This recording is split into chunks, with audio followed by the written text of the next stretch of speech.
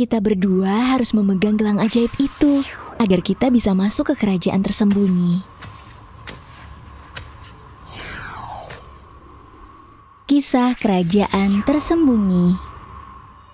Cerita ini datang dari seorang pemburu yang hidup bersama ibunya di dekat hutan. Pada suatu hari, dia membawa barang-barangnya untuk berburu. Namun sebelum dia pergi, dia berpamitan kepada ibunya. Ibu, aku berangkat dulu ya. Selagi masih pagi, aku harap aku bertemu dengan babi hutan atau rusa. Baiklah Bu, aku pergi dulu. Iya anakku, hati-hati di jalan ya. Jaga diri baik-baik. Iya Bu. Dadah ibuku. Setelah berpamitan dengan ibunya, dia pun lekas pergi menuju hutan. Pemburu itu pergi jauh ke dalam hutan, namun dia tidak melihat seekor binatang pun. Kemana perginya semua binatang itu? Hari ini aku belum melihat seekor binatang pun. Kalau begini, aku tidak akan membawa apapun untuk dibawa pulang dan diberikan pada ibu. Baiklah, sebaiknya aku mengumpulkan jamur dan buah-buahan saja.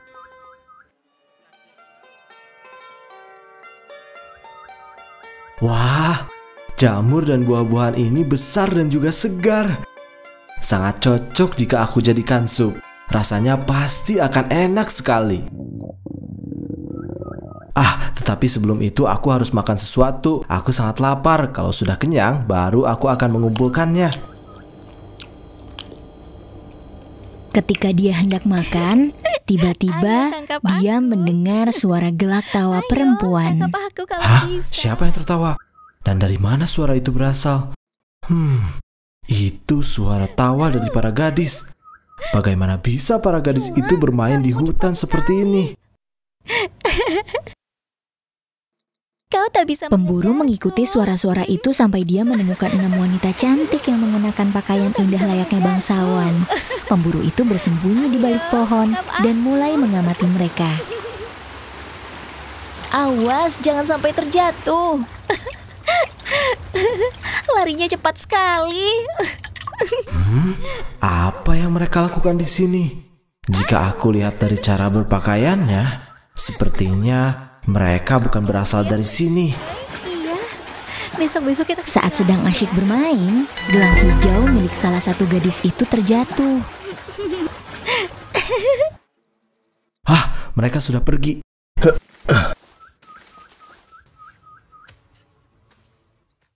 Pemburu keluar dari tempat persembunyiannya. Lalu dia menemukan gelang hijau tersebut.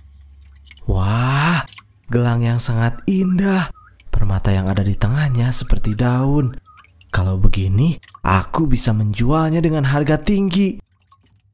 Tidak. Gelang ini bukan punyaku. Aku tidak boleh menjualnya dan aku akan mengembalikannya ketika aku bertemu mereka lagi. Ayo cepat, kita kembali. Hari sudah mulai gelap. Iya benar, ayo kita pergi. Aduh, perutku sudah keroncongan. Lapar sekali. Pemburu diam-diam mengikuti mereka hingga sampai di sebuah gunung yang tinggi. Aku harus mengembalikan gelang ini kepada pemiliknya. Tapi aku benar-benar tidak tahu kemana perginya mereka.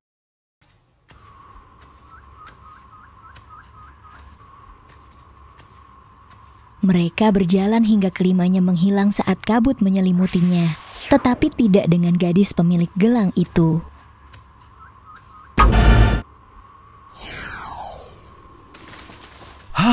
Bagaimana bisa mereka menghilang begitu saja saat kabut menyelimutinya? Kemana perginya mereka?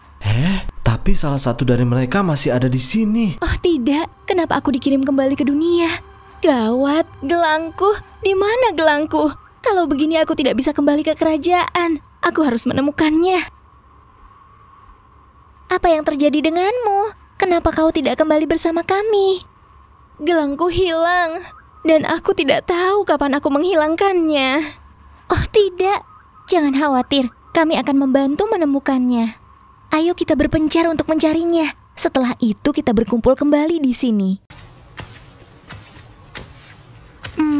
Di mana ya jatuhnya gelang itu? Sang putri pemilik gelang itu berjalan sendirian. Dia hampir menangis karena tidak dapat menemukan gelangnya. Ibu pasti marah padaku. Seharusnya aku lebih berhati-hati. Pemburu mengamatinya dan merasa kasihan padanya. Kasihan sekali dia. Jika begini, dia bisa menangis.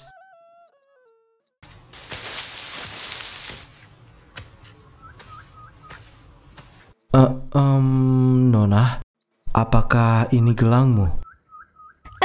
Ya, itu punyaku. Bolehkah aku mengambilnya kembali? Aku akan mengembalikan gelang ini padamu, tapi kau harus memberitahuku. Sebenarnya kau siapa? Dan dari mana kau berasal? Lalu, apa yang kau lakukan di dalam hutan seperti ini? Kami datang dari kerajaan tersembunyi dan sedang bermain di sini. Kerajaan tersembunyi adalah tempat kami lahir, dan tanpa gelang itu, aku tidak akan bisa kembali ke sana. Wah, luar biasa. Biarkan aku menjahilinya sebentar agar kita bisa bicara lebih lama. Kau bohong. Aku tidak pernah mendengar apapun tentang kerajaan tersembunyi. Jadi, aku lebih baik menyimpan gelang ini dan tidak akan mengembalikannya kepadamu karena kau sudah berbohong. Tidak, aku tidak berbohong. Aku sudah mengatakan yang sebenarnya. Aku bersumpah, jika kau tidak percaya, lihatlah gelangnya. Gelang itu adalah gelang ajaib. Kalau kau berbohong atau seorang yang jahat, maka warnanya akan berubah menjadi hitam. Kau boleh mencobanya. Katakan kebohongan dan lihatlah apa yang terjadi. Baiklah. Kau sangat jelek dan juga agresif. Aku tidak menyukaimu. Setelah pemburu mencoba berbohong, gelang tersebut tiba-tiba perlahan menjadi hitam. Wah, berhasil. Ini benar-benar nyata. Lalu pemburu itu berdiskusi dengan sang putri karena dia ingin melihat kerajaan tersembunyi itu. Bisakah kau membawaku ke kerajaan tersembunyi itu? Jika kau membawaku ke sana, maka aku akan mengembalikan gelang ini padamu.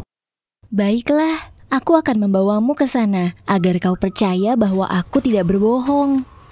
Keduanya pun tiba di Kabut Putih, yang merupakan pintu masuk ke kerajaan tersembunyi. Kita harus memegang gelang ajaib itu agar bisa masuk ke kerajaan tersembunyi. Lalu keduanya berpegangan pada gelang itu dan berjalan menuju gerbang kerajaan tersembunyi. Wah! Sungguh luar biasa. Ketika pemburu itu tiba, dia merasa takjub dengan kerajaan itu.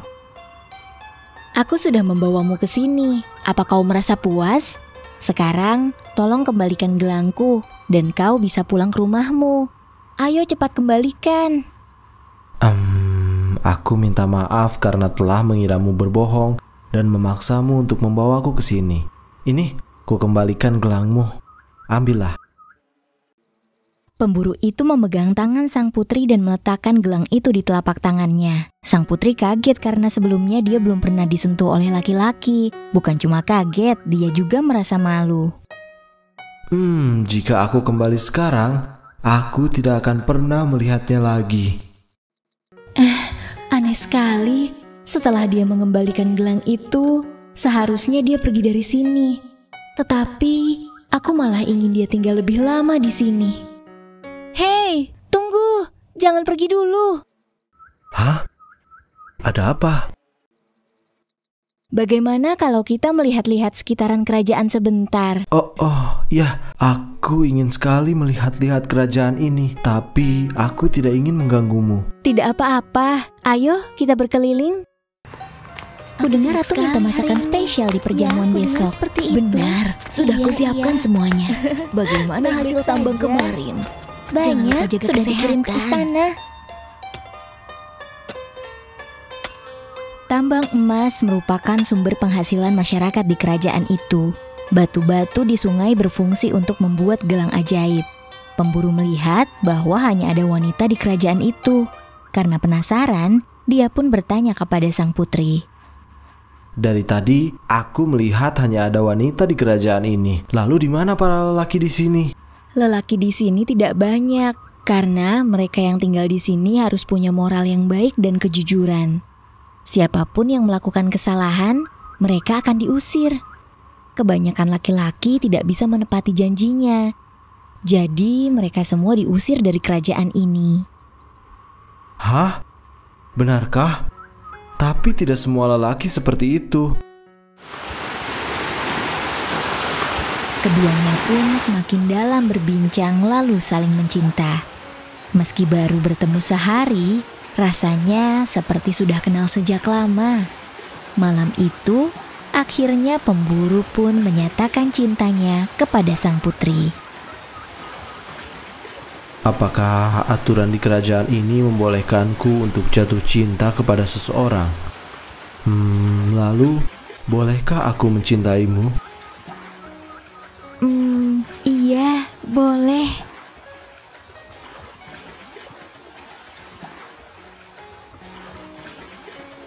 Mereka berpelukan dan berpegangan tangan satu sama lain untuk menunjukkan rasa cinta mereka, tepat di dekat sebuah danau. Sang putri membawa pulang pemburu untuk menemui orang tuanya, sementara orang tua sang putri seperti memandang rendah pemburu itu. Apakah ini pria yang akan menjadi pendamping hidup putriku? Jika kau memang benar mencintainya, aku hanya bisa memberikan restuku padamu, putriku. Kalian boleh saling mencintai, tapi dengan syarat pemburu harus berjanji tentang beberapa hal. Kau harus mengikuti aturan dari kerajaan tersembunyi. Kau juga harus menjaga kejujuran dan mempunyai moral yang baik. Jika kau mengingkarinya, maka kau akan diusir dari kerajaan dan tidak akan pernah bisa kembali ke sini seumur hidupmu. Apakah kau siap menjalankannya? Baik, aku berjanji dan aku siap menjalankannya dengan baik.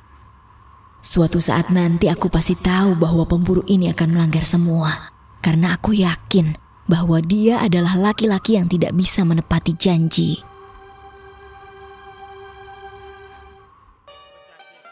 Pemburu itu membawa sang putri menemui ibunya. Ibunya sangat senang karena pemburu membawa seorang putri yang sangat cantik.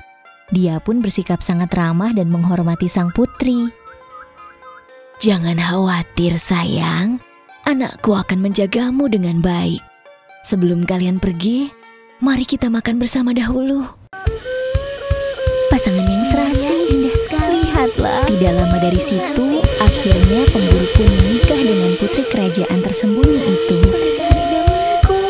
1 tahun kemudian, mereka diberkati seorang anak laki-laki. Suatu hari, ketika sang putri tidak ada di rumah, bayi mereka menangis. Bayi itu menangis hingga tidak mengeluarkan suara sampai dia kesulitan bernafas.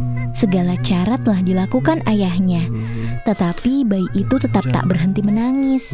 Pemburu pun meminta orang lain untuk memanggil istrinya. Namun butuh waktu lama untuk istrinya kembali. Jangan menangis sayang, aku mohon. Cup.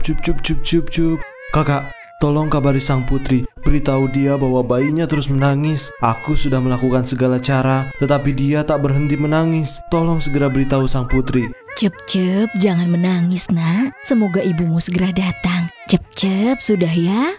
Tetap saja tak berhenti. Aku harus mencari cara lain untuk membuatnya berhenti. Jika tidak, dia akan terus menangis seperti ini. Karena pemburu tidak ingin membuat bayinya terus menangis, dia pun terpaksa berbohong. Cup nak, jangan menangis lagi. Ibumu di sini nak. Seketika bayinya pun berhenti menangis dan mereka merasa senang.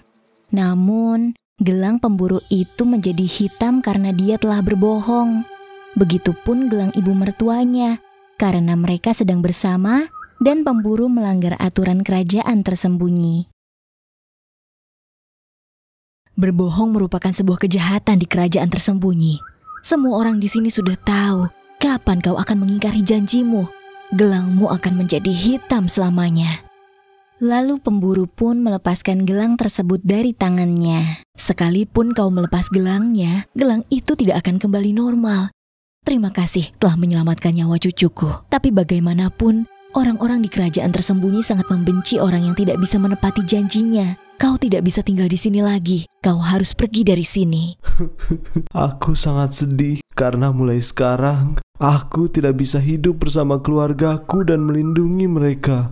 Pemburu itu menangis terseduh-seduh hingga air matanya jatuh di wajah bayinya. Mungkin ini kali terakhir dia bisa melihat putranya. Begitu juga sang putri yang patah hati mendengar berita tersebut. Itu tidak mungkin. Dia tidak mungkin melakukan itu. Sang putri mengantar pemburu itu pergi meninggalkan kerajaan, sedangkan ibunya menggendong sang bayi dan mengikuti mereka dari belakang. Orang-orang di kerajaan berbondong-bondong melihat mereka. Kasihan sekali anak lelaki itu. Iya, dia akan hidup tanpa ayah karena ayahnya telah diusir dari kerajaan. Aku dan putra kita akan ikut pergi denganmu. Tolong jangan. Kau akan lebih aman di sini. Dunia manusia sangat berbahaya. Di sana hanya berisi peperangan dan juga kekerasan. Selamat tinggal istriku sayang. Aku tidak akan pernah melupakan kenangan indah kita. Tolong jaga anak kita baik-baik dan jangan pernah tinggalkan dia. Aku akan menemukan cara lain untuk kembali ke sini di lain waktu. Selamat tinggal istriku sayang. Aku berjanji akan menjaga putra kita dan juga menunggumu di sini selamanya.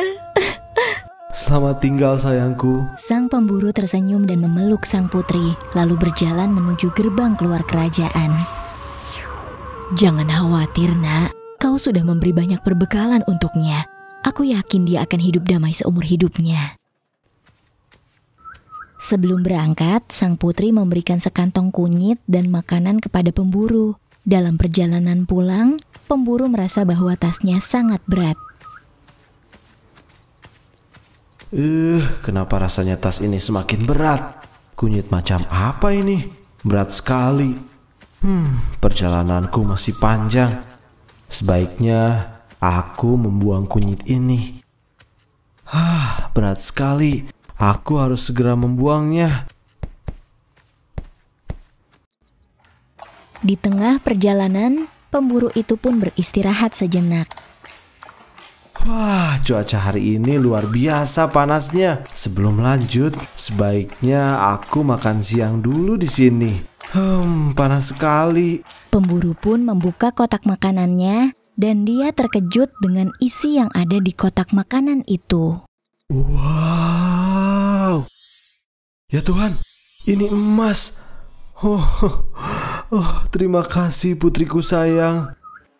Pemburu itu tersenyum bahagia. Tunggu. Jika makananku berubah menjadi emas, maka aku rasa sama halnya dengan kunyit itu. Seharusnya aku tidak membuangnya. Aku harus mengambilnya kembali. Kunyit itu dengan cepat tumbuh menjadi tanaman. Pemburu pun merasa kecewa.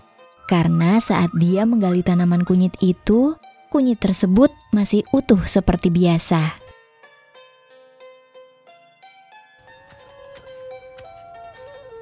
Pemburu menghabiskan hidupnya dengan terus mencari kerajaan tersembunyi. Tetapi dia tetap tidak bisa menemukan pintu masuk kerajaan tersembunyi itu. Pada akhirnya, dia hanya menjalani hidup sebatang kara. Apakah semua yang terjadi sebelumnya hanyalah mimpi? Apakah semua itu nyata? Apakah mungkin kerajaan tersembunyi itu hanya mimpi? Tapi jelas-jelas, aku ingat bahwa aku telah hidup bersama istri dan anakku saat itu. Oh, istri dan putraku, apakah kalian baik-baik saja di sana?